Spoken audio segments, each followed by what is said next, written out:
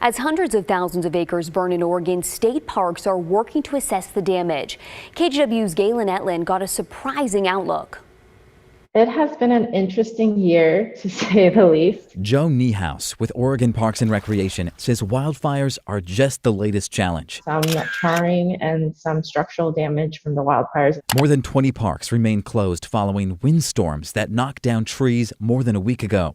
Wildfires then spread hundreds of thousands of acres across Oregon. But the parks were lucky. I saw that about 900 acres were affected by wildfires within the park system, which is kind of a miracle, it sounds like. Yes, we're very, very grateful and thankful for the firefighters and the first responders. We have incredible volunteers in the community statewide, as well as our staff. So without them, we really would have had more damage. The most damage is at Collier Memorial State Park, where a cabin burned down and a museum was burned. Fire also burned through a campground on the North Santiam River. Going to be a difficult time for a long time, I'm afraid.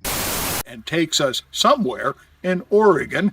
Grant McComey showcases the best of Oregon's landscapes for KGW. He's taken us to places like Detroit Lake, which did suffer some damage in the fire, but for the most part remains intact. Grant is now worried, though, for the state park system, already struggling from cuts under COVID-19. But they don't have the staffing, they don't have the crews.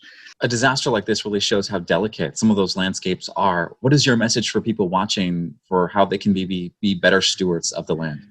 Really need to take stock of what we have here, the diversity of what we have here within a 2-hour range to be able to reach so many varied ecosystems. It'll come back. It always comes back, but it's going to require time.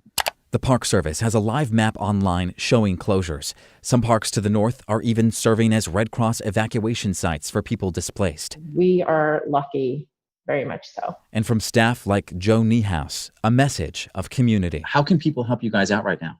People could be patient with us, respect the closures, and making sure that the roadways are clear for emergency responders as well as our staff. And when people are visiting our open parks, to remember that COVID is still a challenge that we're dealing with. A reminder of distance, but also resilience through more than one disaster.